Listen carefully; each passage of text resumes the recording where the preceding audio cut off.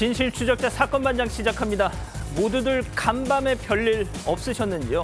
이 제12호 태풍 오마이스 오늘 오전에 없어지긴 했지만 남부 지역에 이 물폭탄 쏟아내면서 상당한 피해 줬습니다. 자, 화면 보시죠. 자, 지금 보시는 건 부산 지하철 사상역 입구 모습인데 모르긴 몰라도 성인 무릎 높이까지는 물이 차오른 것 같습니다. 자, 이렇게 도로와 상가, 주택 등등이 침수 피해를 보긴 했지만 그래도 천만다행스럽게 인명 피해는 단 한 명도 없었습니다. 자, 태풍은 소멸됐지만 가을 장마는 이번 주 내내 계속된다고 하니까요. 이 가급적 실내에서 보내는 시간 많이 가지셨으면 합니다. 자, 오늘 준비한 사건 해시태그로 소개해 올리죠. 자, 충북 청주의 한 식당 음식물 쓰레기통에서 아기 고양이 울음소리가 들린다는 신고가 있었습니다. 119가 출동했는데 거기엔 이렇게 아기 사람이 들어있었습니다. 친모는 구속됐습니다. 자, 이 병원 출입문 비밀번호를 바꿔도 귀신같이 그걸 뚫고 들어오는 여성 스토커가 있었습니다. 이 피해자인 유명 정신과 의사, 결국 이렇게 해당 CCTV 영상을 공개했습니다. 자, 헤어진 여성에 대한 증오심을 떨치지 못하고 외국에서 권총을 사갖고 들어와 직접 겨눈 남성이 있었습니다. 다행히 불상사는 없었지만 재판부 과연 어떤 판단을 내렸을까요? 자, 뭐 태풍이니 가을 장마니 해서 비는 많이 오지만 날이 선선해져서 그래도 좀 살겠다 하십니다. 솔직히 사건 반장 보시면 열받는다 이런 가족 여러분들 많이 계셨는데 이제 날도 선선하니까 마음껏 즐기시죠. 자, 준비되셨으면 대한민국과 전 세계 재외동포 가족 여러분의 시선을 모아서 출발합니다.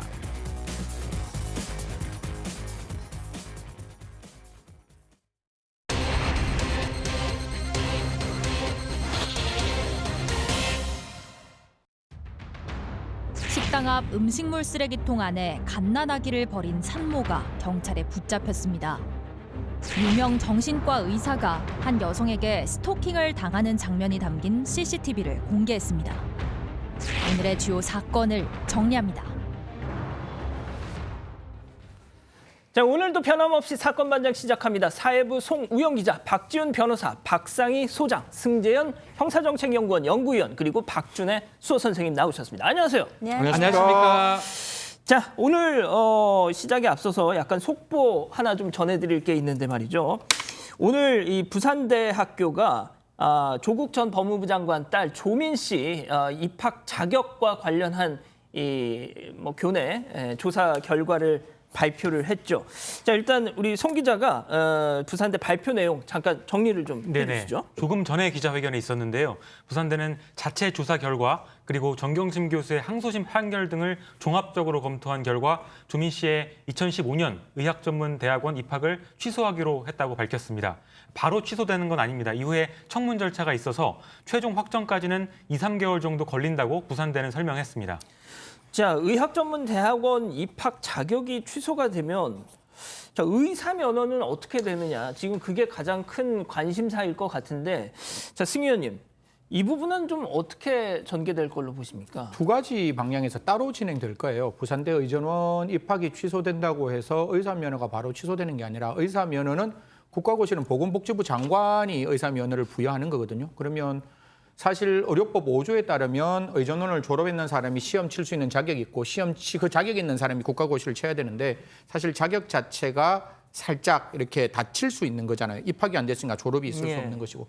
그러면 보건복지부 장관이 그 의사 면허를 취소할 수 있는데 뭐 제가 다른 방송에서도 말씀을 드렸지만 내일 아침에 모든 기자들은 아마 보건복지부 장관에게 앞으로 이 조치를 어떻게 할 것인지를 물어보는데 기자님이 말씀 잘 주시다시피 아직 예정이에요. 예정이고 2015년 입학 자격 요강에 보면 이게 합격에 당락에 영향을 줬는지 안 줬는지에 관계없이 허위 서류면 입학을 취소한다라는 걸 근거로 대학본부에서 예정 취소를 결정했는데요. 앞으로 조금 더 지켜봐야 되지 않을까. 물론 여기에 대해서 조민 씨 측 여전히 행정소송을 제기해서 이러한 효력을 정지시킬 수 있는 가능성도 열려 있다라는 말씀드리겠습니다. 실제로 이제 행정법에 이런 이론들이 있습니다. 사실상 행정 공무원 이론이라고 실제로는 의사 공부를 다 했고 또 결국은 합격을 한 거거든요. 예. 그렇지만 그걸 합격하려면 전제 조건인 게 대학원, 대학교 졸업이 돼야 되는데 그게 지금 안 된 상황이 되기 때문에 그런 경우가 무효가 되는 건지 아니면 하자가 치유돼서 의사가 될 수 있는 건지 아마 보건복지부의 처분이 나올 거고요. 처분을 하면 조민 씨 입장에서는 행정 그 처분에 대해서 다투지 않을까 행정소송이 예상되는 상황입니다. 예. 이 부산대가 이런 결정을 내린 만큼 조민 씨의 학부, 그러니까 고려대 역시도 입학 자격에 대한 어떤 처분, 판단에 좀 속도를 낼 수밖에 없겠다. 이런 또 얘기도 나오더라고요. 자, 속보 내용은 이 정도로 정리하고요. 첫 번째 사건 바로 시작하겠습니다. 체크포인트 짚어보죠. 고양이 소리인 줄 점점점. 네. 송 기자, 어떤 내용입니까? 네, 충북 청주에서 이제 식당 음식물 쓰레기통에서 신생아가 발견되는 사건이 있었습니다. 지나가던 시민이 고양이 소리가 나서 고양이를 꺼내주려고 가봤더니 고양이가 아니라 아기를 발견한 겁니다. 이게 지난 21일에 청주시 흥덕구의 한 식당 앞에서 있었던 일인데요.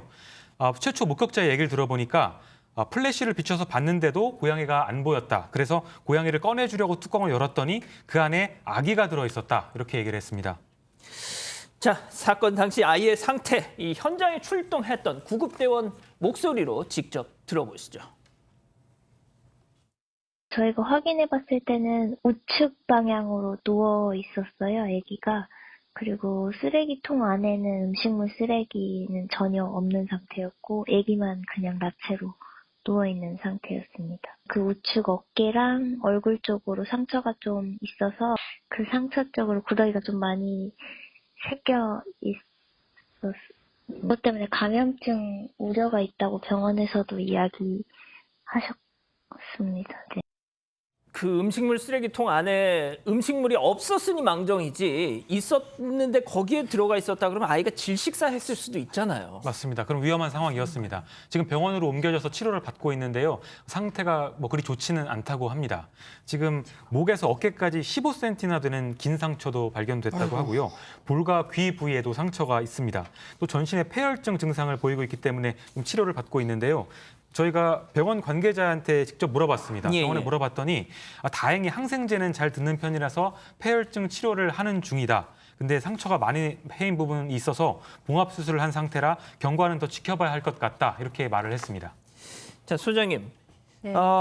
지금 아기가 발견 당시에 탯줄이 그냥 달린 상태였다고 합니다. 이거를 보면 저도 뭐 유사한 사건들을 많이 좀 봤지만 결국 이 산모가 엄마가 그냥 혼자 출산을 해서 네. 그냥 갖다 버린 게 아닌가. 네, 거의 그럴 확률이 너무나 높죠. 그러니까 탯줄 자체가 붙어 있어서 어떻게 보면 그 탯줄 자체가 붙어 있는 구더기가 있는 음식물 통이라는 게 너무 가슴이 찢어지는데 어떻게 보면 그 탯줄이 있었기 때문에 여태까지 살아 있었다고 합니다. 왜냐하면 그 남아있는 영양이 공급이 되었다고 해요. 근데 이 엄마의 어떤 연결 때문에 아이는 살아 있었지만 사실 이 엄마는 어떤 상황인지는 아직 밝혀지지 않았지만 제정신은 아닌 게 분명하죠. 음식물 쓰레기통에 아이가 여기서부터 여기까지 지금 15cm 상처가 있다는 거예요. 요만한 아이가. 그런데다가 이제 음식물 쓰레기통이라는 거는 지금 음식물이 없다고 해도 다 주부들은 알 거예요. 음식물을 한번 넣었던 통은 냄새도 배어 있고 기본적으로 뭐든지 부패가 잘 되게 되어 있거든요. 이런 곳에 넣었다는 것 자체가 경영이 없었거나 정말 제정신이 없는 거죠. 자, 승 의원님 그래서 찾았습니까? 그 친모?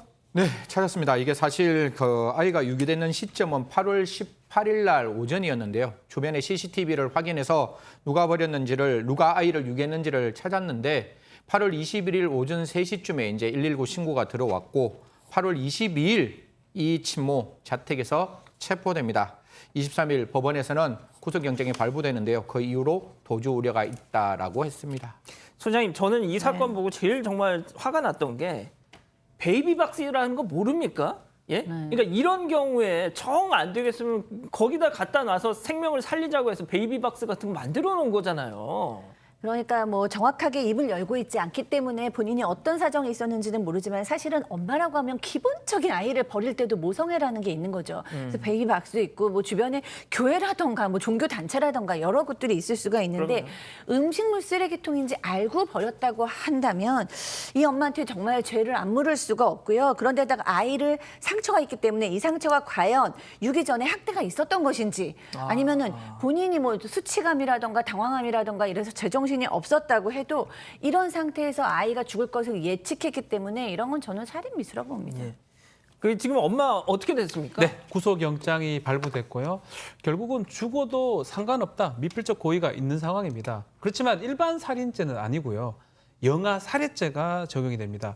분만 직후에 이 직계 존속이 엄마가 그 기를 수 없음을 예상해서 그렇게 살해를 의도했을 때 결국은 영아 살해죄가 되는 거거든요. 10년 이하의 징역에 처할 수 있고 그렇지만 목적을 달성하지 못했습니다. 영아 살해 미수로 구속영장이 이제 발부가 됐는데 좀 놀라운 게 영장이 이제 발부되면서 아이 상황을 좀 물어볼 수도 있는데 한 번도 물어보지 않았답니다. 엄마라면 이제 그 아이가 어떻게 되는지 궁금할 수도 있는데 결국은 아이고. 물어보지 않고 구속이 된 그런 상황입니다. 제가 며칠 전 유튜브에서 새끼 7마리를 낳은 그 길고양이 영상을 봤는데, 야, 진짜 이 길고양이의 모성애가 정말 제가 그 영상을 보고 너무 감동을 받았었거든요. 자, 그런데 이런 사건을 보면 도대체 이게 사람이 짐승보다 나을 게 뭐가 있을까 이런 생각이 절로 듭니다. 자, 그리고 승 의원님, 네네. 저는 말이죠, 이런 사건 접할 때마다 당연히 친모가 제일 나쁘죠. 비판 받아야 되고 벌 받아야 됩니다. 자, 그런데 남자 혼자 임신은 안 했을 거 아니에요. 이런 부분이 제일 마음이 아프고 저희들 쪽에서는 저도 사실 딸 키우는 아버지 입장에서 제일 고민되는 게 뭐 오늘 이 방송 들어오기 전까지 머릿속에 계속 고민했던 것 중에 하나인데 여성들은 자기 몸을 좀 보호할 수 있는 여러 가지의 방법들을 분명히 고민하셔야 되고 남성이 그런 어떤 피임 용구를 사용하지 않으면 굉장히 적극적으로 화내셔야 된다고 저는 생각합니다. 그래서 이러한 어떤 그 임신 후 출산이 되지 않도록 하는 것도 중요하고 또 더 중요한 것은 아이가 이렇게 출산했을 때 우리 앵커가 말씀 주신 바와 같이 분명히 아이를 키울 수 있는 여러 가지의 복지 혜택들이 존재를 함에도 불구하고 왜 아이가 이런 음식물 쓰레기통에 있었어야 하는지에 대해서 진지한 고민을 하게 됩니다. 뿐만 아니라 남성들 사실 여기에서 출산이라는 것은 여성 혼자의 출산이 아니니까요. 이런 부분에 대해서도 진짜 제대로 좀 진지하게 고민하실 필요가 있다. 코로나19 때문에 굉장히 많은 가정폭력 사건들이 일어나고 있는데 국가에서도 적극적으로 가정폭력을 예방하고 아동학대를 예방할 수 있는 여러 가지 조치를 함께 강구해야 된다는 말씀드리겠습니다. 알겠습니다. 첫 번째 사건 아기가 빨리 좀 회복이 됐으면 좋겠네요. 사건 여기서 마무리하고요. 두 번째 사건 체크포인트 짚어보죠. 비밀번호 바꿨는데 점점점입니다. 아, 이것도 정말 약간 저희가 영상이 준비된 게 있는데 보시면은 정말 살 떨립니다. 맞습니다. 소개 좀 해주세요. 네, 이게 피해자가 지금 얼굴이 잘 알려진 정신의학과 교수 오진승 씨입니다. 오진승 씨의 사연인데 그동안 스토킹 피해로 한 여성에게 스토킹 피해를 받고 있다는 사연을 공개한 겁니다. 그러면서 변호사를 통해서 영상도 공개를 했는데요. 이 변호사는 이렇게 설명했습니다. 그동안 우리나라의 스토킹 관련 피해가 계속 늘어나는 추세이고 또 스토킹 처벌법이 시행을 앞두고 있어서 다시는 이런 일이 벌어지면 안 되겠다는 취지로 이런 영상을 공개하게 됐다 설명했습니다. 박 변호사님, 저거 좀 설명해 주세요. 저거죠. 이 개인 개업을 했어요. 오 선생님이. 그래서 하고 있는데 물을 주고 있는데 여성이 다가왔어요. 문을 열고 다가왔고요. 여성이 보자마자 이제 보냈습니다. 뭐 저렇게 몰래 병원에 돌아가지고 다가오니까 뭐 주저앉기도 하는 모습도 보이고요. 그래서 방금 그게 그냥 문 열고 들어온 들어왔습니다. 장면이었어요. 예. 병원이다 보니까 개업 병원이다 보니까 이렇게 몰래 싹 들어옵니다. 돌아서 물 주고 있는데 그것을 보자마자 바닥에 주저앉기도 하는 모습도 보이고요. 그래서 이 선생님이 다가가니까 결국은 또 가버리고 뭐 이렇게 한참 동안 뭐 요번뿐만 아니라 오랫동안 좀 스토킹을 당했던 것 같아요. 업무 종료 후에 혼자 있었던 데 왔던 상황이고요. 근데 이제 뭐 메시지도 보내고 DM이라고 해서 다이렉트 메시지 같은 거 보내면서 상당히 이제 접근을 했던 걸로 보이는데 이 오 선생님은 아직까지 대응을 하지 않았던 상황이라고 밝히고 있습니다. 그 영상 잠깐만 다시 한번 좀 보여주실래요? 다시 한 번만.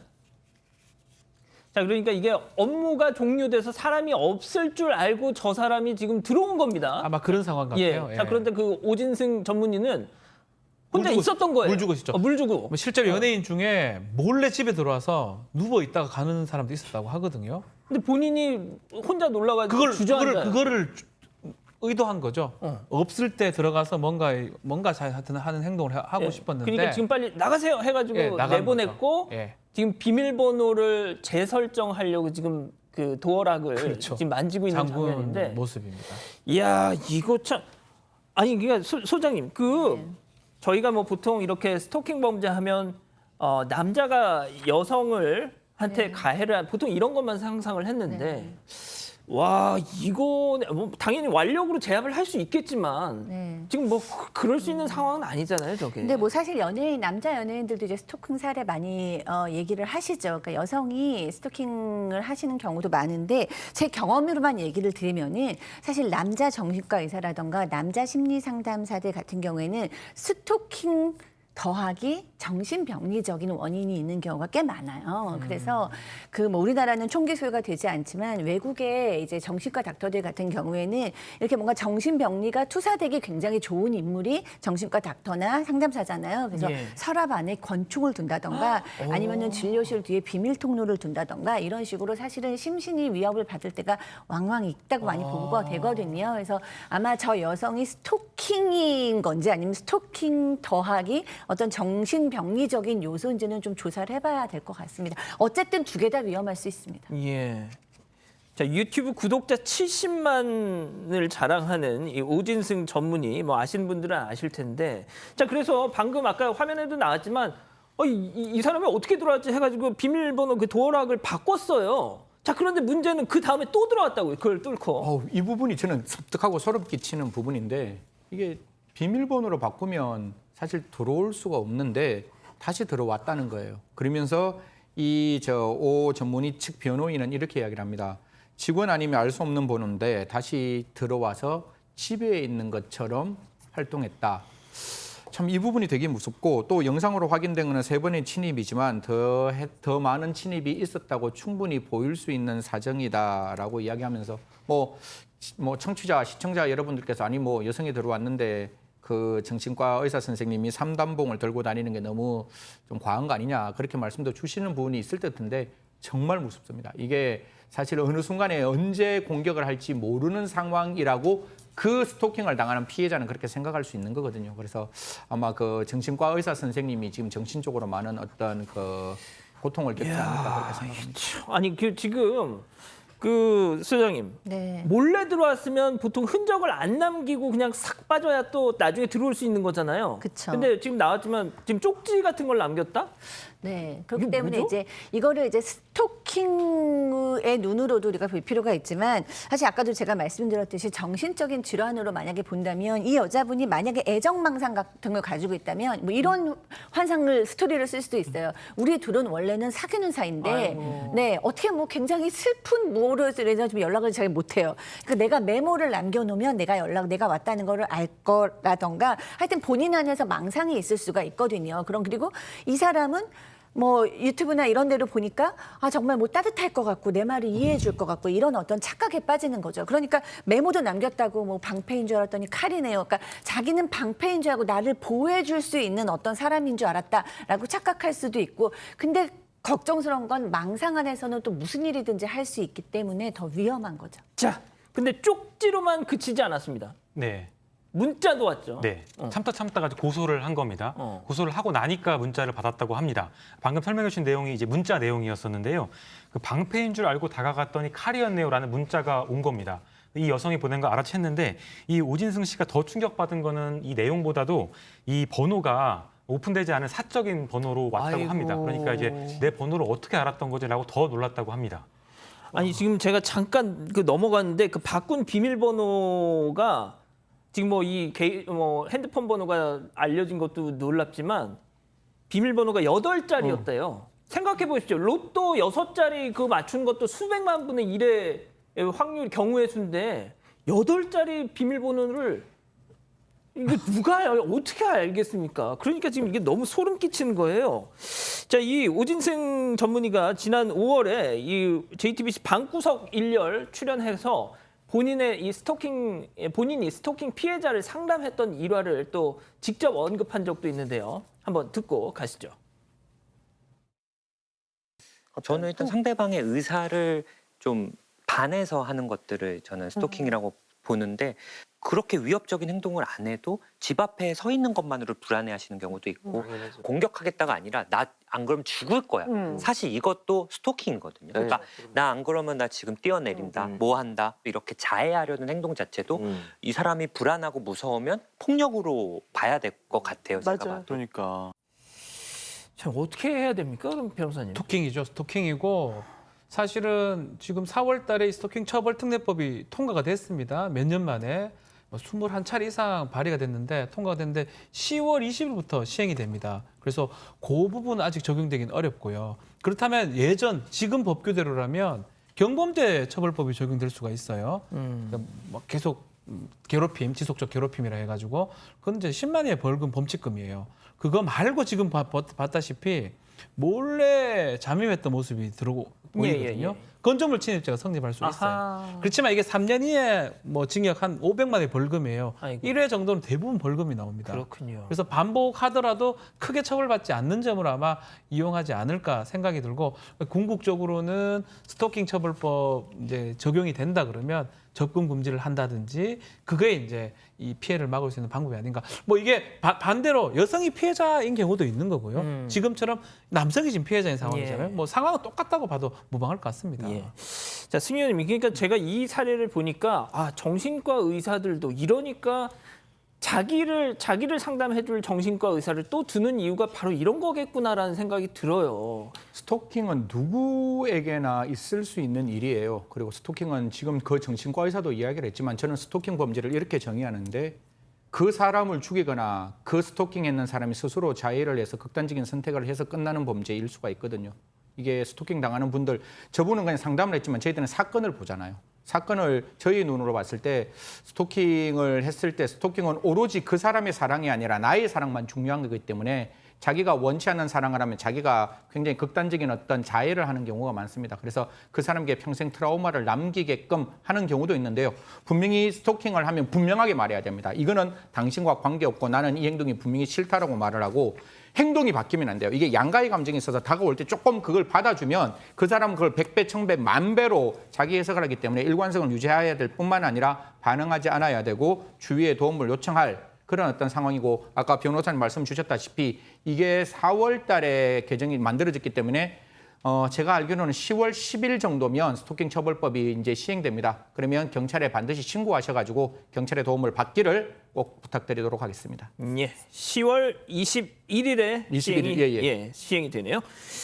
자, 괜찮아요 님이 그 도어락을 지문 인식이나 홍채 이런 걸로 좀 바꾸시는 게 어떠냐 이런 또 말씀도 해주시네요. 이렇게 마무리하고요. 오늘 인물 이어갑니다.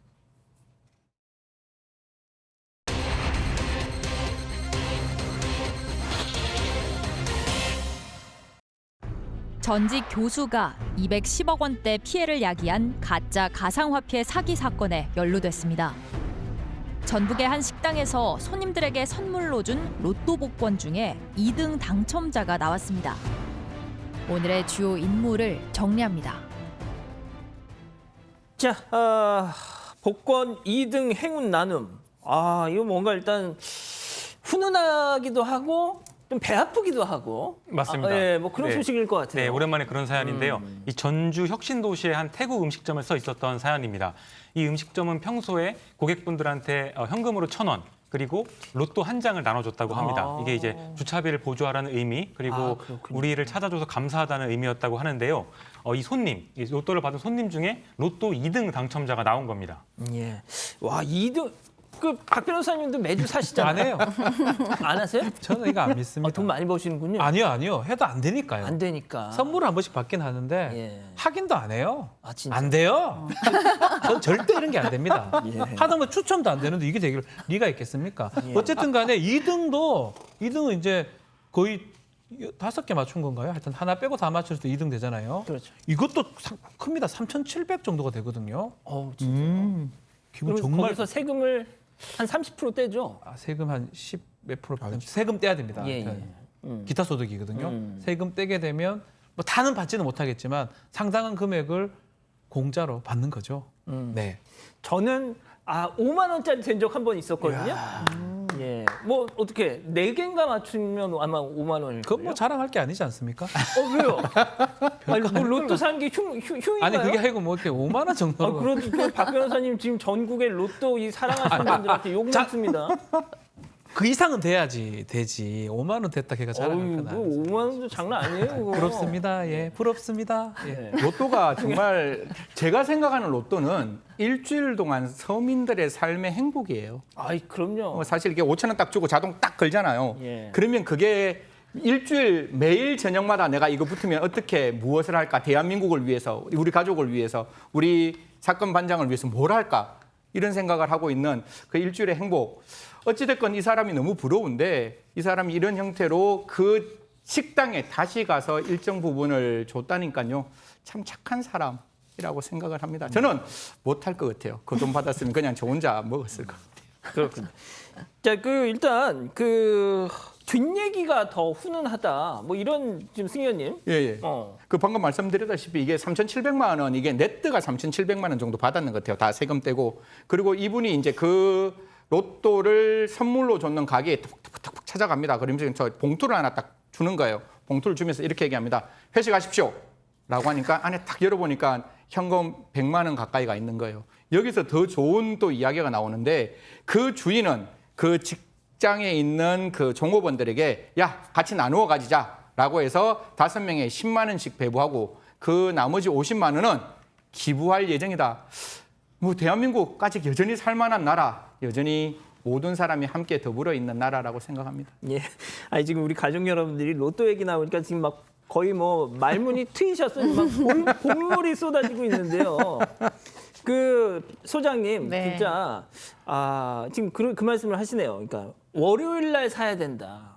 그래서 토요일 날 쏘세요 할 때까지 네. 온갖 상상의 나래를 펴면서 행복감을 느껴야 된다. 이 심리는 어떻게 봐야 어떻게 돼요? 그런 질문을 하실 수가 있어요. 로또 지금 사건을 얘기하시는데 무슨 요일에 사야 되냐. 저는 저희 아들이 자꾸 로또 사고 싶어서 하길래 로또에 인생을 걸지 말고 네가 열심히 일하는 사람이 돼 막 이랬는데 오늘 사건 반장에서 배운 건 로또는 좋은 것이다라는 것을 제가 오늘 배워가고요. 근데 사실 이런 얘기가 있어요. 로또의 저주, 복권의 저주라는 얘기가 있어서 뭐 사소하게 5만 원, 10만 원 붙는 거야. 우리에게 즐거움을 주겠지만 근데 예를 들어서 로또 1등들을 연구해봤다는 거예요. 어떤 연구 결과가 있는데 예. 로또 1등을 한 사람들이 행복해져야 되잖아요. 막 그렇죠. 돈을 엄청 많이 받았으니까. 그런데 뭐 이혼은 기본이고 살인, 마약, 가출 이런 사건하고 너무 연결이 돼 있어서 로또의 저주라고 있는데 그런데도 불구하고 1등을 했는데도 행복한 사람들을 연구했다는 거예요. 그 사람들은 무슨 비법이 있냐?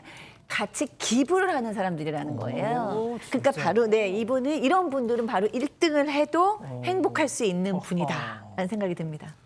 그렇구나. 왜요? 제가 그 로또에 대해서 굉장히 큰 철학을 가지고 있는데 오늘따라 로또 얘기 나오니까 로또 많이 말씀이 하셨구나. 많아지시네. 이게 로또 붙으신 분 우리 저 소장님 그래 말씀 주셨는데 로또 붙어서 저주가 안 되는 사람은 그 로또 이외에 행복함이 있으면 돼요. 그러니까 내가 삶의 목적이 따로 있고 로또가 덤이면 되는데 로또 자체의 돈이 목적이기 때문에 이런 경우가 있는데 많은 분들 아까 우리 저 소장님 말씀 주신 대로 그 붙고 난 다음에 대한민국을 위해서 진짜 내가 지금 살고 있지만 나와 더불어 살지 않는 분들에 대한 고마움을 같이 기부를 통해서 나누었으면 좋겠다는 말씀드리겠습니다. 제가 승 의원님 나중에 당첨되면 꼭 그렇게 하시는지 제가 보겠습니다. 안 그러실 것 같아서 제가 드린 말씀. 안 그럴 것 같아요. 수상해. 자, 박 변호사님, 네. 그러니까 그 식당에서 나눠준 그냥 상품, 그렇죠. 로또를 받아서 근데 당첨이 됐다. 당첨됐는데 그리고 그거를 100만 원 정도를 네. 그 식당에서 준 거니까 준 줬다는 거죠. 준 거죠. 그 당첨된 분이. 예. 어. 근데 이걸 주니까 식당도 그냥 가만히 있는 거 아닙니다. 예. 식당 그 종업원 얘기에 따르면 어차피 이거 당첨됐는지 알 수도 없는데 그래도 이걸 받아가지고 기분이 너무 좋았다. 그래서 이 사람들도 가만히 안 있습니다. 그 100만 원 중에 50만 원은 그 식당 종업원들한테 10만 원씩 주고 보너스로. 나머지 50만 원 다시 또 기부를 합니다. 아이고, 이게 세상에. 선한 영향력의 전파라고 표현할 수 있는 거예요. 선한 영향력이 이 첫 번째 로또 된 사람이 하니까 계속 전파가 됩니다. 예. 아마 그 10만 원씩 받은 우리 직원들 저거 그냥 쓰지 않았을 겁니다. 좋게 썼을 거고요. 기부 받았던 50만 원도 좋게 쓰고 계속 좋아지는 거예요. 우리가 너무 따뜻해지고 그런 게 첫 시작 자체가 그 고객이 100만 원을 줌으로써 선악 여행이 계속 전파되는 게 아닌가. 기분이 너무 좋아집니다. 예. 아니 근데 저 로또 얘기 나오니까 그게 생각이 나거든요. 그 예전에 천호식품 지금은 회사를 매각했다고 하는데 그 김영식 회장이라는 사람 있잖아요. 그 맨날 보면은 남자 너무 좋은데 내가 막 말은 못 하겠고 막 하면서 이카는 뭐라고 표현할 막 표현을 방법이 방법이 없는 없습니다. 한 분이 예. 있잖아요. 예. 그분이 너무 좋은데. 예. 그분이 일주일에 그 로또를 200장씩 샀대요. 그래서 처음 보는 사람들한테 명함하고 로또 이렇게 한 장씩을 준다는 거예요. 자, 박 변호사님 궁금한 게 만약에 거기서 당첨이 됐다. 당첨됐죠? 증여가 됩니다. 증여가 되기 때문에 뭐 어떤 것도 받을 수가 없습니다. 아, 그러니까 그 근데 사람이 그 천호식 회장이 전 주면서 그럼 저는 그렇게 얘기할 거예요. 이거 당첨되면 반반 합시다. 라고 하면 그 약정이 돼버려요. 그럼 제가 당첨되면 반반 나눠요. 그냥 뭐 이런 데다 쓴 것도 아닌데. 구두로 입증만 할 수 있으면 그 구두 한 것도 증거가 될 수가 있고 약속이 됩니다. 의사 합치가 된다면요. 증여를 받았는데 증여 필요 없습니다. 나눕시다. 라고 하면 그 계약이 되는 거예요. 지금도 우리 승재원 의원이 자꾸 제가 봤을 때는 이거 믿을 수는 없지만 본인이 로또 당첨되면 만약에 지금 로또가 있고 특정할 수 있다 그러면 이게 계약이 될 수도 있습니다. 그렇군요. 네. 저는 반드시 하도록 하겠습니다. 예. 지금 로또가 없으니까 그렇죠. 그렇죠. 또 막상 생기면 또 저렇게 얘기 못 하실 안 거예요. 할 겁니다. 예. 다른 방송 나가거든요. 송 기자, 근데 아무튼 저희가 너무 로또 얘기 나오니까 막 삼천포로 빠졌는데, 자 지금 누리꾼들 반응도 조금 나오고 있죠. 네네, 저희가 예상한 반응입니다. 요새 많이 유행하는 건데 돈줄 나야겠다. 돈으로 혼내줘야겠다 이런 얘기도 나오고 있고요. 그 식당만 훈훈한 게 아니라 손님도 훈훈했다 이런 훈훈한 댓글들 많이 달리고 있습니다. 알겠습니다. 자 오늘 인물 이렇게 정리하고요. 다음 오늘 법으로 이어가겠습니다. 자 일단 가상화폐. 자 근데 잠시만요. 죄송합니다. 자 오늘 인물. 두 번째 아이템 가상화폐 소식인데, 자 이게 이 전직 대학 교수가 거액의 가짜 암호화폐 투자금을 뜯어낸 혐의로 실형을 선고받았다. 이게 오늘 솔직히 요즘에 그 암호화폐 워낙 투자하시는 분들이 많다 보니까 맞습니다. 네. 이 뉴스 보고도 정말 누리꾼들이 정말 엄청난 반응을 보내고 있더라고요. 맞습니다. 이 암호화폐 사기인데 피해액이 210억 원대에 달한다고 합니다. 근데 여기에 연루된 교수가 한 명 있습니다. 전직 60대 교수인데요. 근데 이 교수는 지금 정부가 수십억 원씩을 지원하는 한 공립 특성화 대학교의 전임 학장이었다고 합니다. 그리고 2017년 대선 당시에는 문재인 대통령 후보 캠프에서 금융정책 개발을 맡았었고요. 이번에 법원에 재판에 넘겨져서 결론이 나왔습니다.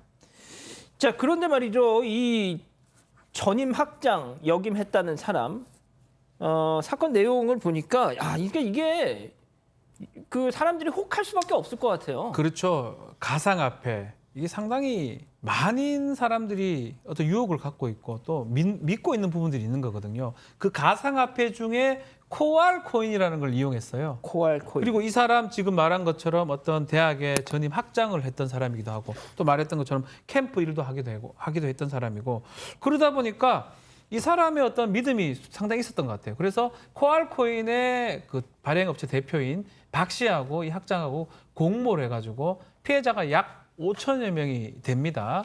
이 불특정 다수한테 이 투자를 해라. 이 코알코인 다 된다라고 해서 피해 금액이 210억 정도 되고요. 이것을 가로챈 사기극을 받고 결국은 지난해 5월 달에 징역 4년형을 선고받고 지금 복역 중인 상황입니다. 예. 자, 이 사건이 2017년도 정말 그 비트코인 광풍이 막 불었을 때 그때 또 터져가지고 논란이 됐던 사건인데, 자 오늘 인물 체크 포인트 짚어보죠. 자, 2원이 200원 된다. 무려 100배가 뛴다. 야, 이러면은 진짜 혹할 수밖에 없어요. 사실 2021년 혹시 V글로벌이라는 사건 아십니까? 이게 조이팔 사건 이후에 아마 더 넘어갈 수도 있는데 약 한 2조 2천억 사기가 있는데 사실 지금 이 사건과 똑같은 사건이 2017년에 지금 발생했는 건데요. 2017년 사실 2원짜리 코알코인이기 때문에 더 이상 떨어질 데가 없다라고 그렇게 속였을 거예요. 그리고 이게 상장이 되면 물경 200원이 된다. 그러면 엄청난 돈이 되는 것이고 여기서 다단계 사기의 폰지의 냄새가 나는 게 딱 이겁니다. 진을 투자하도록 해주면 투자금의 10%를 코인으로 주겠다라는 이야기를 했습니다. 근데 아까 저희들이 이야기했다시피 이 사람 대학교 학장이자 또 이러한 어떤 가상화폐에 굉장히 유명한 사람이었기 때문에 주위 사람들로부터 돈을 모으기는 굉장히 쉬웠을 것이다 라는 말씀드리겠습니다.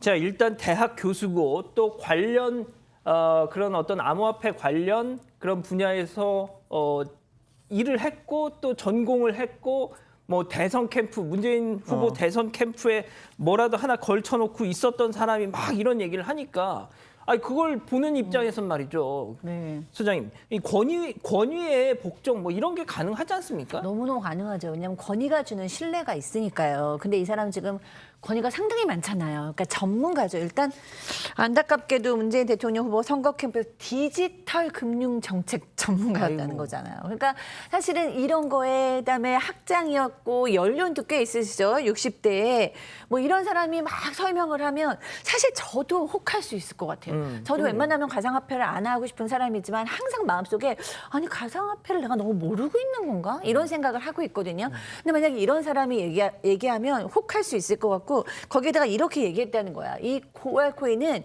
절대 해킹이 불가능하다. 아이고. 그렇게 얘기도 했고 또 나가서 한국은행 금융감독원 당국으로부터 인정을 받았다. 그런데 당국에 또 연결이 있는 사람이니까 이건 정말 많은 사람들이 손해를 볼 수 있는 상황이었다고 봅니다. 예.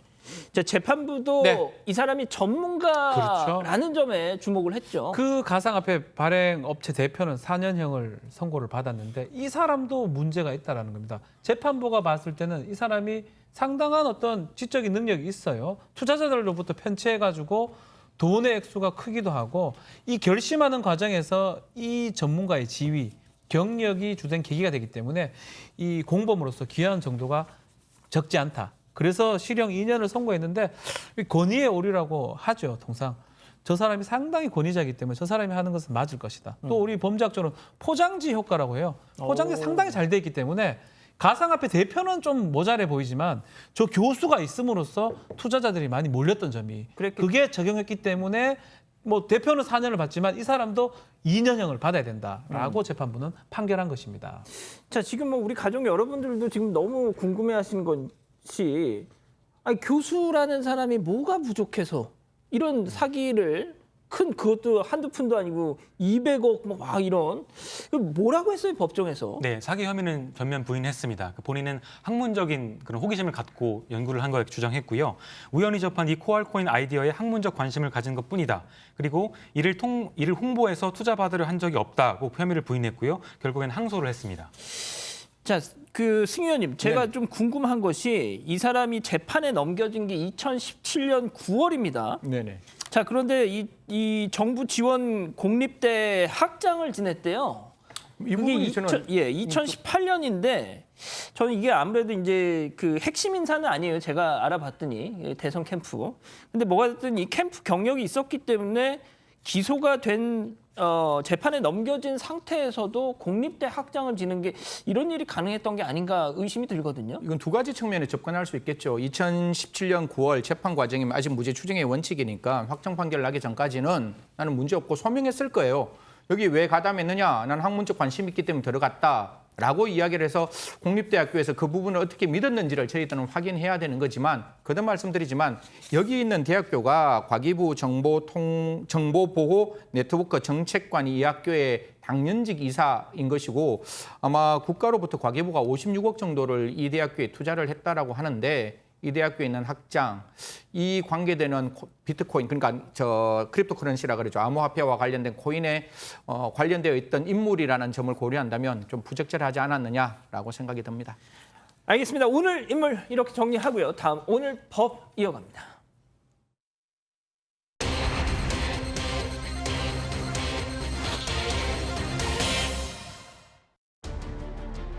외국에서 요트를 이용해 밀반입한 권총으로 헤어진 애인의 가족을 협박한 40대가 실형을 선고받았습니다.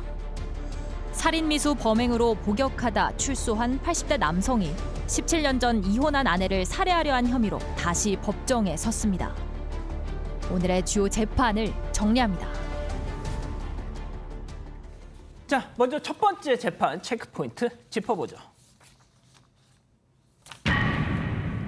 해외 토픽 아닙니다. 이게 어떤 사건에 대한 재판입니까? 네, 세종시에서 40대 남성이 전 전 연인을 권총으로 협박하는 일이 있었습니다. 근데 알고 보니까 해외에서 요트를 사고 또 불법으로 총을 사서 국내에 몰래 들여온 것이었습니다.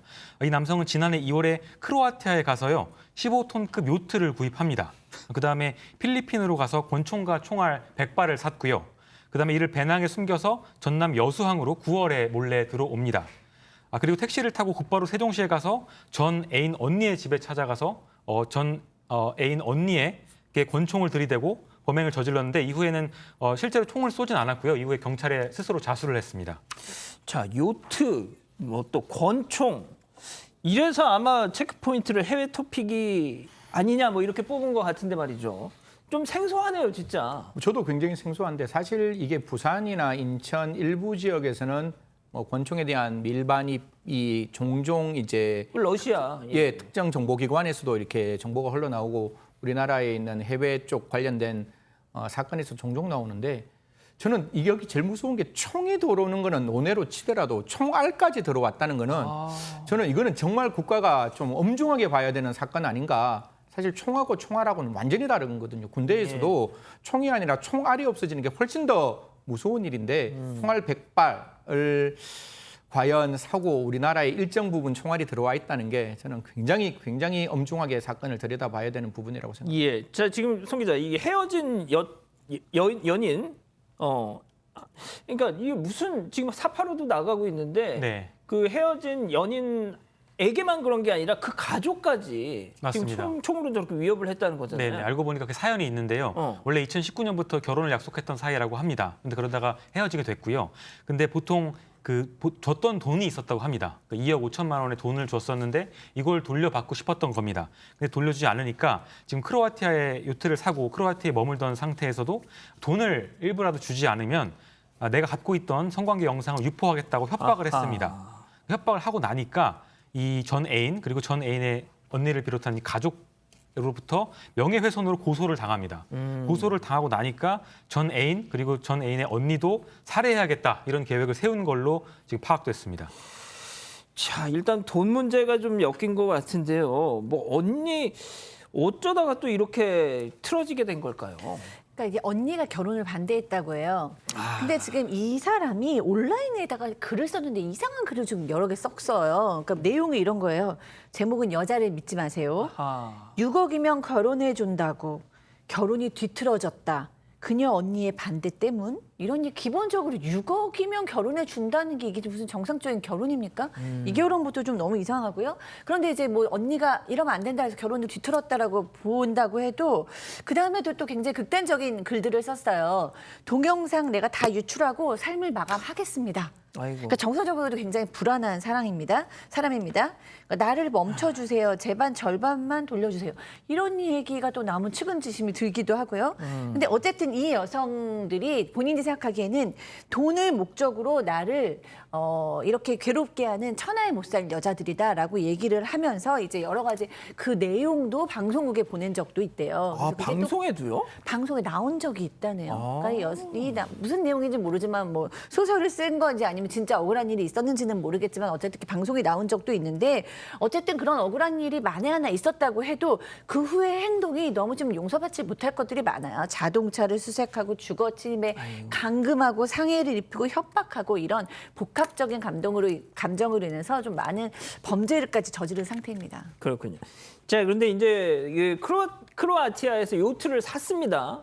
그런데 이제 돌아오는 길에 망망대해에서 혼자 요트 여행을 하면서 전 여친 또 그 여친의 가족에 대해서 내가 뭐 용서 안 한다 막 부글부글 혼자 했겠죠. 자, 그래서 오다가 필리핀에서 총이랑 총알을 구입을 하고 한국으로 이제 들어왔잖아요. 대단한 것 같긴 해요.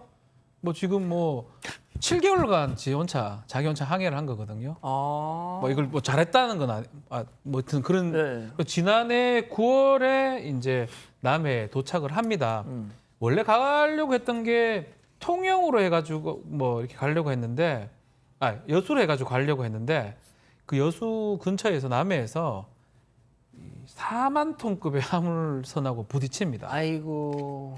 그래가 도시 그 크로아티아에서 요트 그렇죠. 멋있게 사고 왔는데. 사고 왔는데 그 7개월을 그 잘 몰았는데요. 예. 도로면서 접안하는 과정에서 부딪혔고요. 아이고. 그러니까 경찰이 당연히 출동을 하죠. 아, 지금 저건가 보네요. 저거 같아요. 예. 지금 도시 부러졌죠. 아, 부러졌네. 예. 근데 이제 문제는 지금 다 세관 검역을 다 해야 돼요. 저렇게 돌아도 세관에서 코로나 검사도 해야 되고 할 게 많습니다. 너 어디로 가느냐 하니까 여수로 간다. 근데 그때 통영이라 보니까 자가격리가 면제됐고 잠시 이 이순신 마리나 요트 여기에 좀 머물고 있다가 몰래 세종으로 빠져나가고요. 세종에 가서 이런 범죄를 저질렀습니다. 아. 자, 그런데 이 혐의가 지금 하나, 둘, 셋, 넷 11개나 있어요. 그렇죠. 상당히 많이 지금 뭐 세관하고 관계된 것 총기 뭐 다 걸립니다. 11개 혐의인데요. 남의 집에 몰래 주거 침입, 명예훼손 협박은 금방 설명이 됐고요. 남의 집에 들어갔던 특수주거 뭐 흉기 들고 살인, 미수, 예비, 출입국 관리법 위반, 총포화약법 위반, 관세법 위반 등등 11개 혐의로 이 남성이 기소가 됐었습니다. 지금 우리 가족 여러분들 말씀이 궁금한 이야기 Y 거기서 보신 적이 있다고 아마 그 방송을 탔다는 게 그 프로였나 보네요. 네. 자, 그런데 이 남성 야, 너 이 총 어디서 났어? 그랬더니 이건 내 여자친구 그렇게 하려고 했던 게 아니라 이 망망대에서 해적 만나면 내가 쓰려고 뭐 이런 얘기를 했다고요. 그러니까요. 이분의 얘기들이 다 판단력이 없어서 이런 얘기를 하는 건지 아니면 정서적으로 불안해서 이런 얘기를 하는 건지 저는 모르겠습니다. 이인지의 문제, 정서의 문제인지 모르겠는데 이상해요. 왜냐하면 경찰이 보기에 너무 이제 위험한 물건을 갖고 있으니까 왜 권총을 가지고 왔느냐라고 얘기하니까 해적 퇴치용이다라고 얘기를 했어요. 물론 뭐 오랜 기간 바다를 건너서 자기가 뭐 요트를 몰고 왔으니까 뭐 그렇게 얘기할 수도 있나라고 생각하지만 우리나라 정서에서 해적을 퇴치하기 위해서 권총을 가져갔다는 게 지금 납득이 됩니까? 그런데다가 또 얘기를 또 뭐라고 얘기하냐면 언니네 집에 가서 권총을 보여준 건 누굴 살해하려고 하는 게 아니고 권총을 보여줘야 대화가 되니까 관계를 개선하기 위해서 대화를 하려고 권총을 좀 보여준 거다라고 얘기를 하고 있습니다. 예. 그래서 재판부 판단 어떻게 나왔습니까? 네, 재판부는 살인미수 혐의로 유죄를 인정했고요. 징역 5년을 선고했습니다. 재판부는 그 총기 구입 후 남긴 메모를 보면 이제 모든 준비는 끝났다. 이제 그녀와 세상을 떠나면 된다고 적었고 또 유서를 쓴 후에는 피해자의 집에 찾아가서 죽이겠다고 말하면서 총을 겨눴다. 이렇게 설명했습니다. 징역 5년. 징역 5년. 이거 좀 일단은 예. 살인의 결과가 발생을 하지 않았습니다. 총기를 갖고 다니는 거는 예비죄가 되고요. 총기로 위협했던 거는 살인 미수죄가 되긴 한데 가장 포인트에 둔 거는 뭐냐면 이 피고인이 피해자한테 뭐 어떤 잘못된 걸 하는 것보다는 이 총기 규제라든지 우리 국가 시스템에 대해서 문제를 좀 야기했던 게 가장 큰 것 같아요. 관세 위반했고 총기 도입 가져왔고 그냥 국가 시스템 무시하고 갔던 부분. 근데 사실은 피해자한테 가했던 부분은 본인이 총기하고 실탄 같은 거 자수를 하거든요. 경찰에 가서. 그래서 그런 것들 고려해 가지고 징역 5년 형이 선고가 됐습니다. 자, 승 의원님 일단 뭐 이 남성은 돈도 못 받고 또 5년 또 뭐 확정이 되면 또 살아야 되고 이래저래 참 꼬였네요. 뭐 사실 이 과정을 그냥 막을 수 있었는데 못 막았다는 게 제일 저는 마음이 아픈 거예요. 그러니까 예를 들어 국내에 들어올 때 총기와 총알을 분명히 관세라든가 여러 가지 루트를 통해서 분명히 한 번이라도 우리가 걸러냈으면 좋은데 그 부분이 걸러내지 않아서 지금 이런 결과가 발생했고 사실 이게 재판부에서도 총에 대한 경각심이 조금 떨어진 거 아니냐. 일반 흉기와 총은 전혀 다릅니다. 이건 총알이 들어있으면 사람이 그로 인해서 부상을 입을 때는 치명상을 입을 수 있는 확률이 다른 흉기에 제가 봤을 때는 거의 몇십 배, 몇백 배가 되는 것 같은데요. 총알이 들어있음에도 불구하고 그 상황에서 5년형 저는 조금 작지 않았느냐 그런 생각합니다. 알겠습니다. 첫 번째 재판 이렇게 마무리하고요. 두 번째 재판 체크포인트 짚어보죠. 건물주의 추락. 조물주보다 더 위대하다는 건물주의 추락. 이거 뭔 얘기죠? 네, 전북 전주에서 80대 남성이 전처를 둔기로 폭행해서 살해하려고 했습니다. 17년 전에 이혼한 상태였는데요. 알고 보니까 이 남성은 지난 3월에 전북 전주시 한 빌딩에서 이 빌딩 2층에 숨어 있었습니다. 그리고 전처가 올 때까지 기다렸다가 전처가 나오니까 너 오늘 죽을 줄 알아라 라고 소리를 친 뒤에 둔기를 휘둘렀습니다. 내가 너를 흉기로 찌르면 살인이고 둔기로 때려 죽이면 과실이니까 너를 둔기로 때려 죽일 것이다. 이런 말도 했다고 하는데요. 이 남성은 결국 살인 미수 혐의로 재판에 넘겨졌습니다. 자, 이게 보니까 이혼한 지 17년이 지났어요. 그렇죠. 왜 이런? 이 사람도 4년간 복역을 했었어요. 무슨 잘못을 해가지고. 그래서 출소한 이후에 전처 소유의 건물에 그냥 삽니다. 그냥 가가지고 뭐 이렇게 그냥 숨어 지내 뭐 그게 건물이 크다 보니까 사는 전처 입장에서는 이 남성이 좀 불편하기도 하고 폭행이나 이런 얘기를 했기 때문에 그냥 대응하지 않고 살게 해준 것 같아요. 근데 문제는 살게 해주는 건 좋은데 이 남자가 자신이 임대인인 것처럼 해서 임차 세를 놓습니다. 보증금 100만 원 받으면서 내가 주인이다 라고 해가지고 세를 놓으니까 전처가 그때는 이게 말이 안 된다. 내가 건물 주고 이 사람 더 이상 이렇게 해서는 안 된다고 생각이 들어서 임차인한테 나가라 라고 얘기하니까 임차인 입장에서는 보증금 100만 원을 이 남성한테 줬는데 이 남성한테 100만 원 돌려달라고 했는데 벌써 다 썼거든요. 쓰니까 이걸 돌려줄 가능성도 없고 또 이 자기 전처한테 상당히 화가 나서 범행을 결심한 걸로 보입니다. 박 변호사님, 근데 이 남성이 그랬다잖아요. 흉기로 죽이면 뭐 살인이고 둔기로 죽이면 과실이다. 이게 뭔 소리예요? 이게 말이 됩니까? 말이 안 되지요. 예. 근데 막 그렇게 뭐 이해하는 사람이 있는데 뭐 도구도 보지만 부위를 많이 봅니다. 근데 부위가 이제 사망하기 좋은 부위라 그러면 살인죄가 되기가 좋죠. 예. 자, 그런데 제가 조금만 더 설명드리면 2004년도 그러니까 이 남성이 63살 때 역시 이럴 줄 알았습니다. 외도와 폭력, 잦은 폭력 때문에 이혼을 했어요. 네. 자, 그래서 이혼을 하니까 당연히 위자료를 줘야죠. 그래서 건물을 이렇게 넘겼다는 거 아닙니까? 네, 예. 그렇습니다. 이제 건물이 그때 위자료를 준 거예요. 왜냐면 본인한테 이혼 사유가 있기 때문에 그때만 해도 아마 좀 경제적으로는 좀 여유가 있었나 봅니다. 그러니까 건물을 주고 이혼을 했는데 그 사이에 이제 복역도 하고 나왔고 나이도 80이 넘다 보니까 이제 그 재산이 다 없어졌나 봐요. 그러니까 내가 이제 살 길이 막막해지니까 옛날 전처한테 줬던 그 건물로 가서 내가 먹고 살아야겠다라는 생각이 든 거예요. 그리고 그 빌딩을 가져간 그 피해자한테, 옛 전처한테 이제 앙심을 먹게 된 건데 저는 또 여기서 다시 한번 봅니다. 그러니까 가정폭력은 17년이 지나도 교화되지 않는구나. 그러니까 폭력이 그대로 있잖아요. 그리고 그러네요. 지금 사실 2004년에 이혼한 예전에 정말 20년 가까이가 된 사건인데 그런데도 불구하고 아직도 그 전처를 자기 소유물이라고 생각하고 있고 그 건물도 역시 자기 소유물이라고 생각을 하고 있는 완전 착각 속에 빠진 가정폭력의 전형을 보고 있다는 생각이 들었습니다. 그러네요, 정말. 자, 그런데 아까 그 박 변호사님이 출소한 지 얼마 안 돼가지고 무슨 뭘 해가지고 4년을 살다가 나왔다라고 했잖아요. 그게 뭐였죠? 소장님 말씀 주신 대로 외도라는 이야기가 나오잖아요. 이 외도가 뭔가 2005년 정도에 이 남성이 지금 저 80대 이 남성이 한 여성을 사귀는데 이 여성이 다른 남자와 있는 모습을 보는 거예요. 그래서 아이고. 흉기를 가지고 들어가서 그 여성과 같이 있던 남성에게 공격을 합니다. 그래서 그때도 사실상 살인 미수로 수감이 되는데 저는 이 부분이 이해가 안 되는데 2005년에 4년 받았으면 2009년 정도까지 있어야 되는데 가석방을 2008년에 받습니다. 아이고. 그래서 2008년 가석방 출소 이후 이제 전체 빌딩에서 거주를 하기 시작했는 거죠. 자, 그래서 이 재판부는 어떻게 판단을 했습니까? 이 건에 대해서. 박 변호사님. 네, 이 좀 전에 얘기를 했죠. 이 사람이 죽이는 과정에서 둔기로 때리면 과실이다. 흉기가 아닌. 근데 이제 둔기라는 건 뭐냐면 날이 없는 도구를 둔기라 그러면 우리 몽둥이 같은 게 둔기가 되게 망치 같은 게 둔기가 될 수가 있고요. 요 말은 일부는 뭐 맞을 수 있는데 재판부는 이런 거 듣지는 않습니다. 뭐 둔기의 반대말 얘기. 예.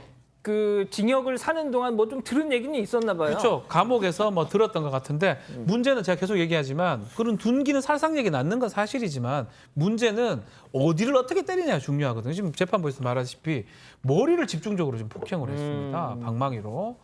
이거는 미필적 고의도 아니에요. 살해에 확정적 고의가 있었다고 봐야 되기 때문에 이걸 갖고 무슨 과실이다, 상해치사다 이런 얘기를 할 수 없다라고 재판부는 판단을 했고요. 확정적 고의가 있었기 때문에 7년형을 선고한다라고 얘기까지 했습니다.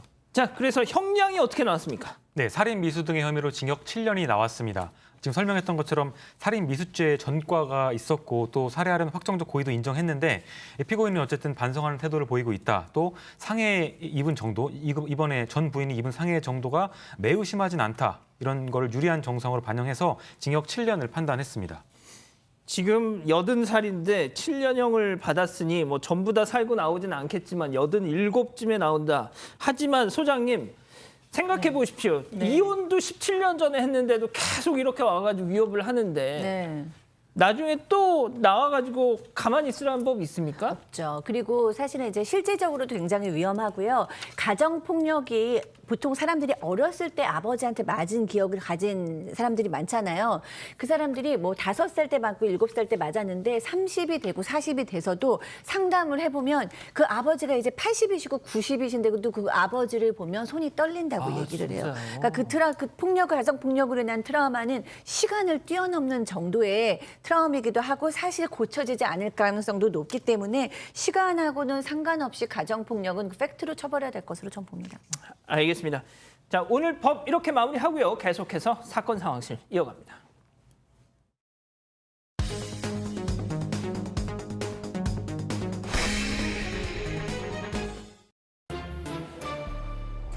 지금 이 시간 사건 상황실에 올라온 화제의 뉴스입니다.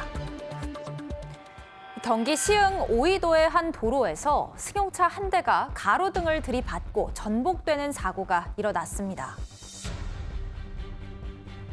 쏜살같이 지나가는 빨간색 승용차 한 대, 곧이어 이 빨간 승용차 도로 오른쪽 시설물을 들이받고 뒤집어집니다. 이틀 전 경기 시흥 오이도의 한 도로에서 벌어진 사고입니다. 주변에 있던 차들의 블랙박스 영상을 보면 1차로에서 3차로로 이동하던 차를 피해 차선을 바꾸다가 사고가 난 걸로 보이는데요. 이 도로의 제한 속도는 시속 60km. 하지만 사고 차량은 당시 시속 200km에 가까운 속도로 주행한 것으로 알려졌습니다. 신고를 받고 출동한 119 구조대가 현장에서 운전자를 구조했지만 운전자는 결국 숨졌습니다. 열흘 넘게 아무것도 먹지 못해 생명이 위태롭던 50대 남성을 주민센터 공무원이 발견해 가까스로 살렸습니다. 서울 양천구의 한 가정집, 집안이 온통 쓰레기와 잡동사니로 가득합니다.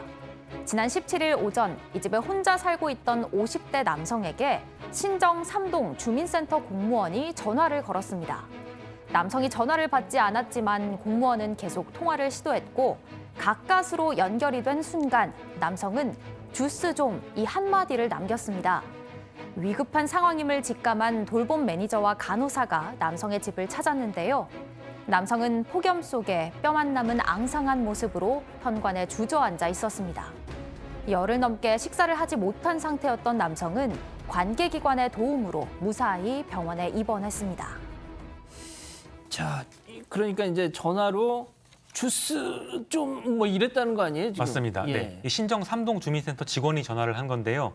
취약계층의 국민지원금 지원을 위해서 뭔가를 물어보려고 전화를 한 거였다고 합니다. 전화를 했는데 주스라고만 하고 이제 끊으니까 이 공무원이 당뇨 환자들이 단 음료수를 찾는다는 사실이 제일 먼저 떠올랐다고 합니다. 그래서 이제 다른 공무원과 함께 남성의 집에 바로 간 거고요. 가보니까 이 남성은 극심한 당뇨 또 알코올 중독을 앓고 있는 환자였다고 합니다. 아이들의 신속한 행동으로 이 사람의 생명을 살릴 수 있었습니다. 아, 정말 이 공무원분들의 센스가 정말 대단했는데, 자, 그래 뭐 이 남성 상태 뭐 별로 좋지는 않을 것 같아요. 네, 그렇습니다. 그러니까 이제 본인이 뭐 건강을 전혀 챙기지 않고 있는 상황이었으니까요. 그래서 병원에 입원을 했는데 추가 검진에서 그 외에 또 새로운 질환들이 발견이 됐다라고 합니다. 그러니까 뭐 건강적으로나 경제적으로나 관계적으로나 심리적으로나 다 도움이 필요한 상태고요. 지금 돌봄 SOS에서 가족들하고 인연을 다 끊고 살고 있지만 가족들을 찾아내서 회복할 수 있도록 좀 시도하고 있고 수급 신청도 도와주려고 하고 집도 좀 청소를 해주었다고 합니다. 예, 알겠습니다. 자, 차량 전복 대낮에 그 영상 좀 잠깐 보여주시죠. 자, 저러다가 지금 저게 확 뒤집어져서 아이고. 왜 혹시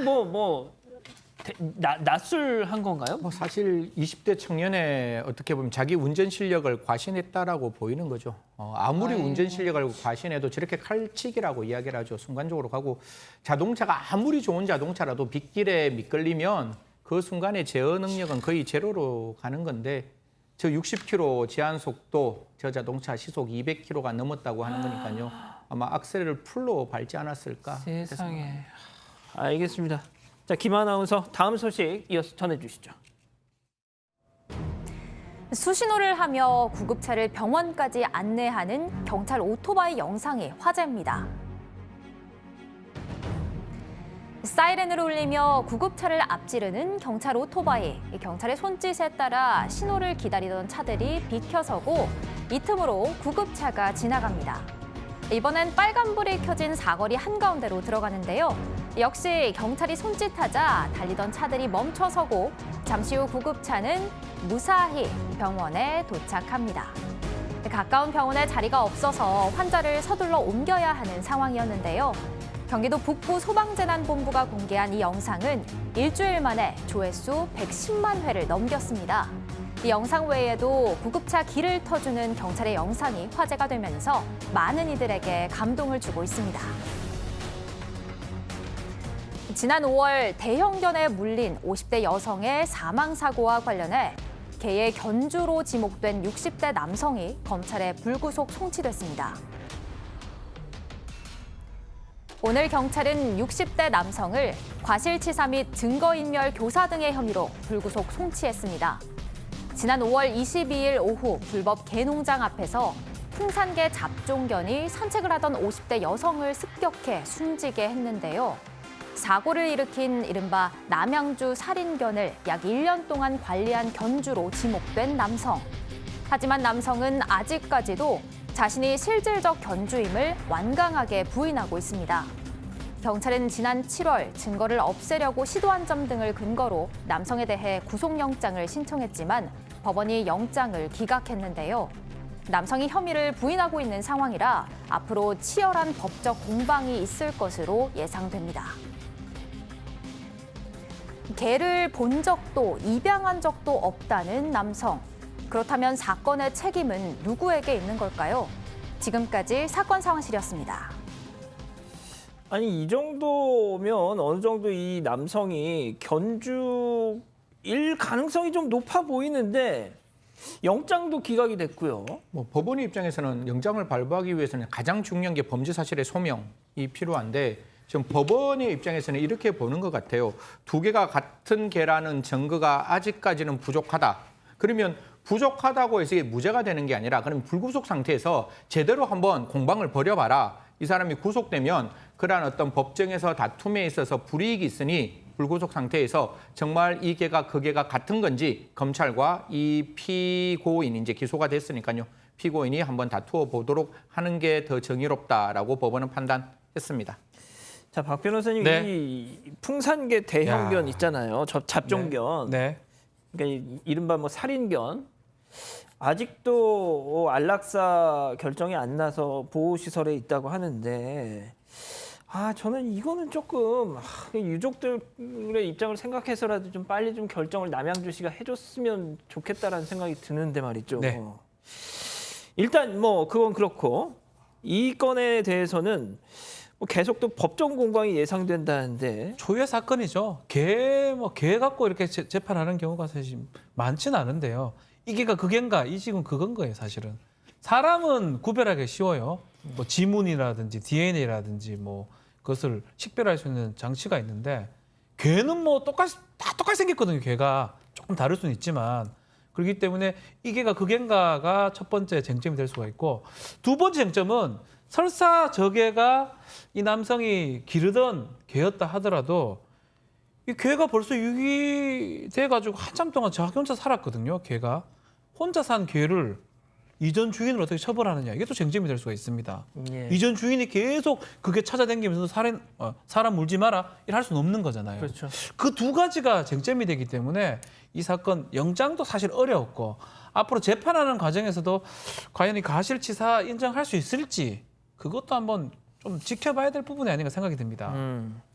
자, 송 기자, 앞서 이제 수신호로 이 구급차 길을 터주는 영상. 네, 야, 진짜 아마 바디캠으로 찍은 거겠죠? 맞습니다. 네, 어. 그런 영상들이 합쳐져서 지금 너무 보도를 해드린 멋있어요. 건데요. 네, 그런 댓글들이 이어지고 있습니다. 멋있다.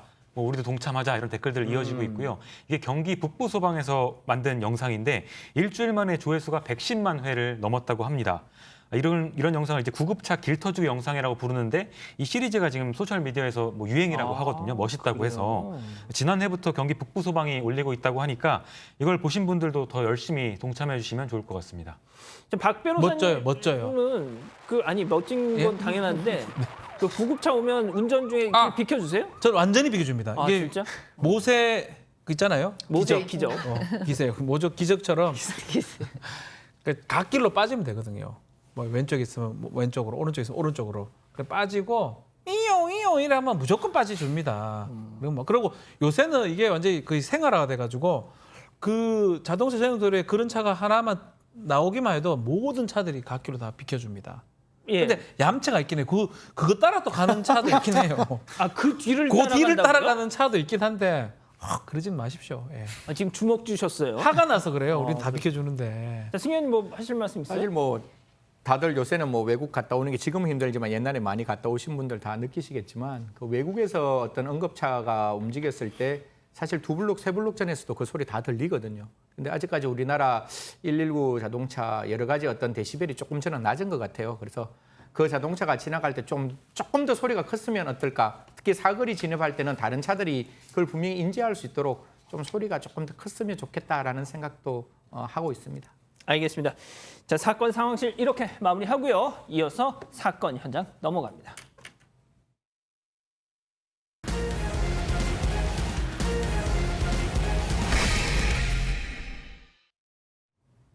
자, 신개념 소통방송 사건반장에서는 우리 가족 여러분들 사연 기다리고 있습니다. 해시태그 사건반장해서 인스타그램 등등에 올려주시면 이 시간 통해서 소개해 올리죠.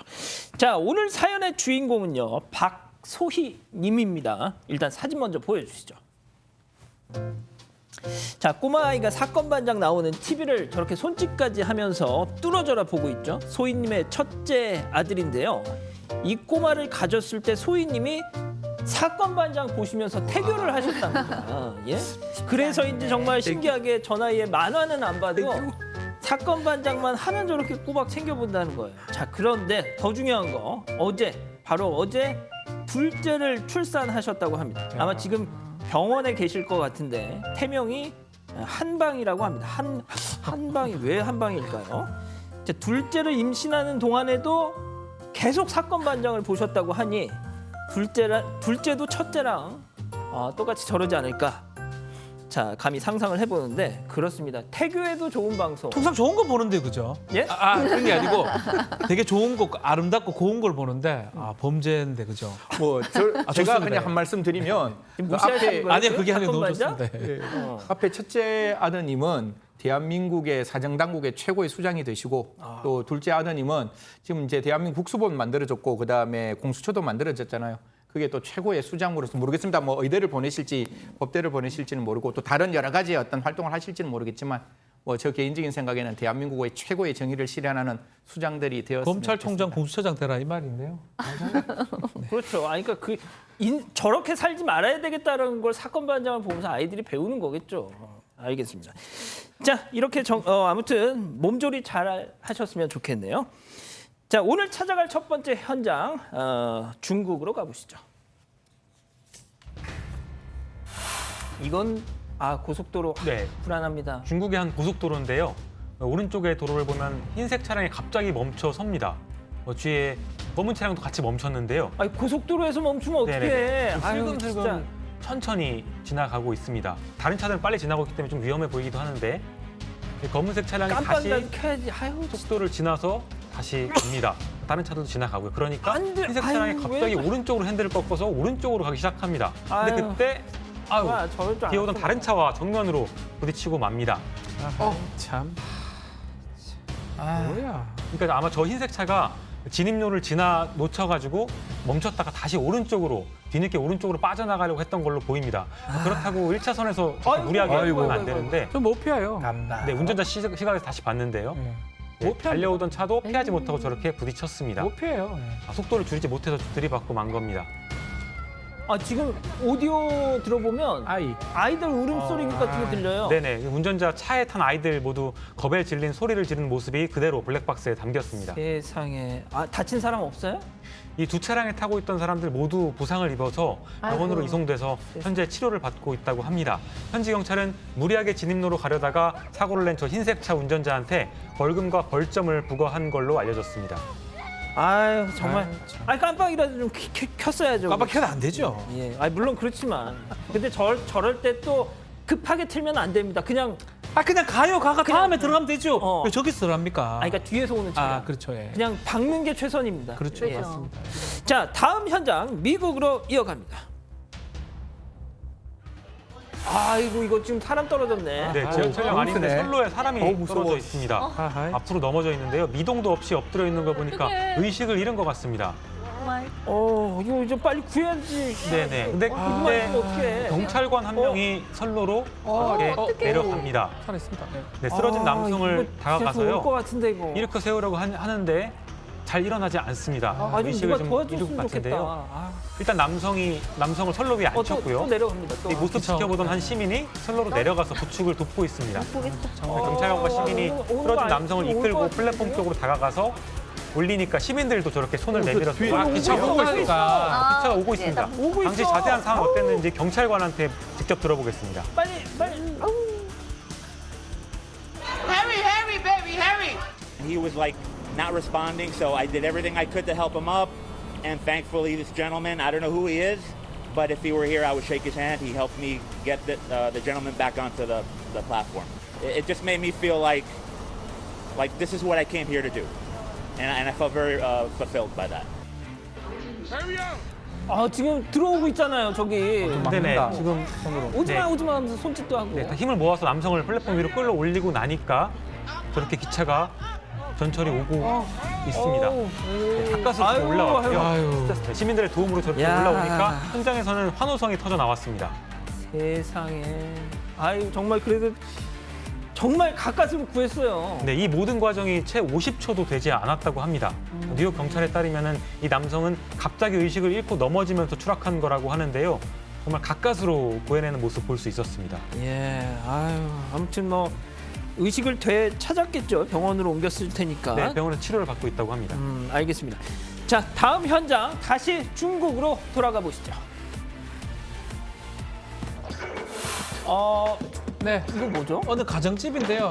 한 남자아이가 장난감을 집어들어서 TV 모니터에 던져버리죠. 아이고, 이런. 자, 모니터 깨집니다. 던지면 깨지죠, 당연히. 아이고. 화면 왼쪽 상단이 검은색으로 변했고요. 근데 그때 아이가 또 다른 장난감을 또 듭니다. TV에 왜 잠깐만 다가갑니다. 안 틀어줘 이거. 아니야? 좋아요. TV 모니터에 그만 확 내리 찍어버립니다. 힘 있죠? 거옇게 변해버립니다. 네. TV가 완전히 아니죠. 4분의 3 망가진 것 같습니다. 아, 지금 제가 아까 보니까 울트라맨 나오고 있는 맞아요. 건데 아이가 사건 마냥 틀어줘야죠. 아이가 이걸 너무 좋아해요. 화면 속에 나오는 영웅들, 울트라맨 영웅 아니겠습니까? 그거 따라하면서 놀고 있는데 이 장난감은 던지면서 이제 휴지통을 좀 쓰러뜨리면 그건 바로 세웁니다. 저거는 그게 중요한 게 아니야. 아니요. 지금. 어차피 애들한테 저게 더 중요해요. 아, 진짜. 법은 지켜야 된다. 쓰레기는 휴지통에 넣어야 된다. 요거는 유치원에서 배운 것 같아요. 아, 근데 더 비싼 게 지금 맛이 갔잖아요. 뭐 어쩔 수 없죠. 참 착한 아이 같은데 아직 TV를 망가뜨렸는지 자기가 영웅적 행동을 했는지 아직까지는 이 사실을 정확하게는 모르고 있습니다. 자, 일단 부모님은 있을 거 아니에요? 제가 부모라면 가만히 있지 않습니다. 예. 어쨌든 아이 엄마 화장실에 있었다고 합니다. 아, 화장실에 있었죠. 화장실에 가려고 1분간 자리를 비웠는데 그 사이에 이런 일이 벌어졌고요. 이 아이 2살 배기 꼬마고요.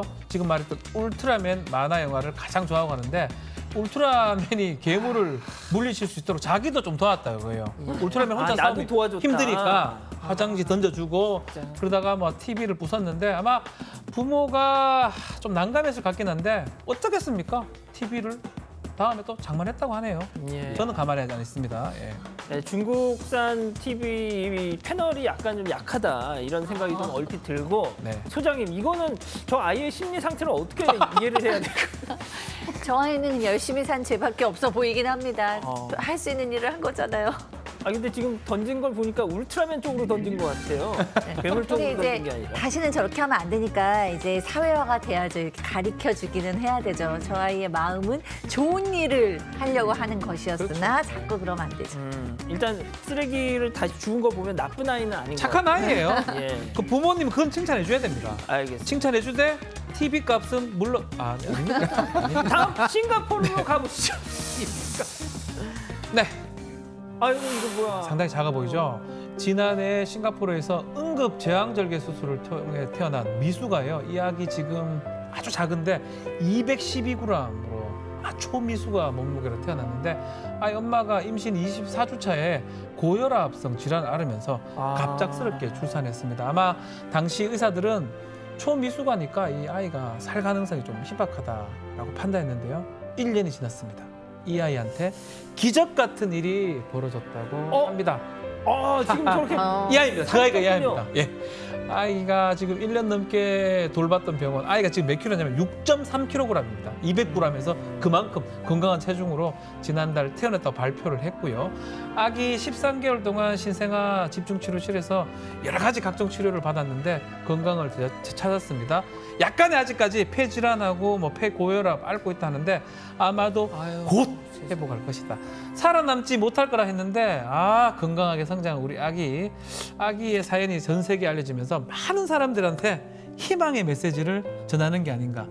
삶은 행복한 것이다. 이런 생각이 드네요. 박 변호사님 첫째 딱 그 분만실에서 봤을 때 울었죠.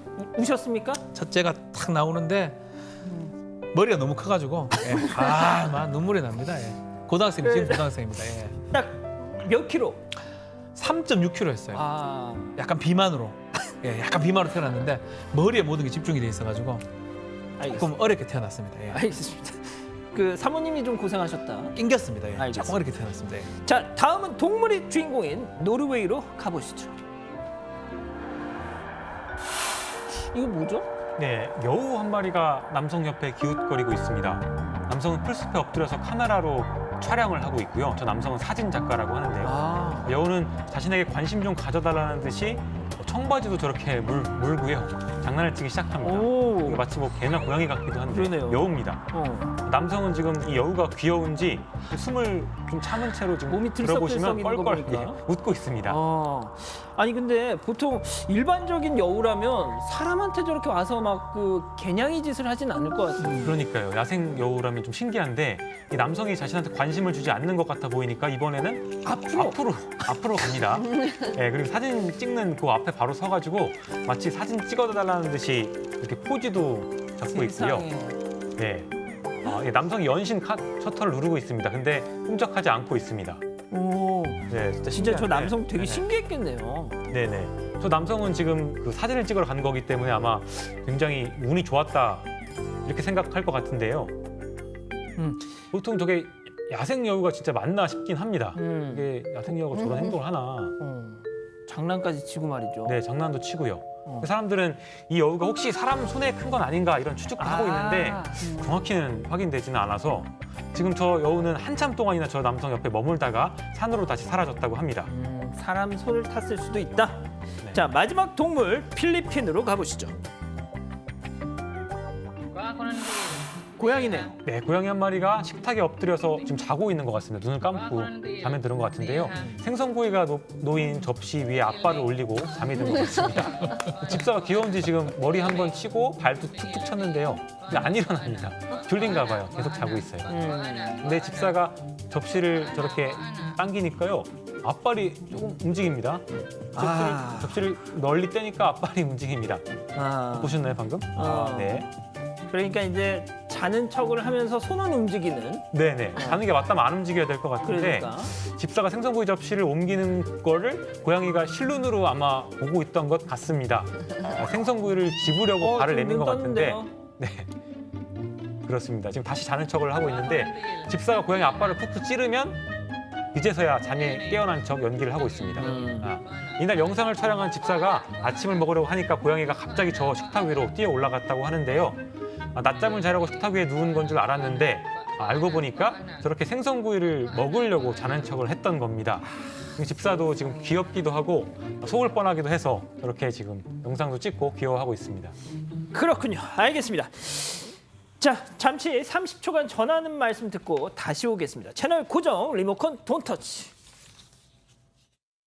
평일 대중교통 타잖아 내 차 두고 그래서 다이렉트로 KB 다이렉트라면 대중교통 할인 특약 KB 손해보험 마일리지 할인 특약도 동시가입 얼른? 냄새? 다시 빨아도 그대로네? 이것이 유한젠이 필요한 이유 얼룩 싹! 냄새 싹! 세정까지 싹싹싹! 빨래 고민 싹! 유한젠 자, 오늘 유튜브로 우리 가족 여러분들 5,300여 분 가까이 들어와 주셨네요. 자, 오늘 본방에서 준비한 소식은 여기까지입니다. 잠시 후 유튜브 전용 방송 사반 가족회의가 시작됩니다. 아, 이게 처음 시작할 때만 해도 100% 망할 거다라는 안팎의 우려가 많았지만 이번 주 40회 찍습니다. 예, 우리 가족 여러분들 지지 성원 덕분이죠. 좀 이따 시작하니까 바로 건너와 주십시오. 유튜브 검색창에 사반 가족회의 입력하시면 됩니다. 자, 본방은 내일도 별이 3개 오후 3시에 다시 오고요. 자나깨나 코로나 조심. 안녕히 계십시오.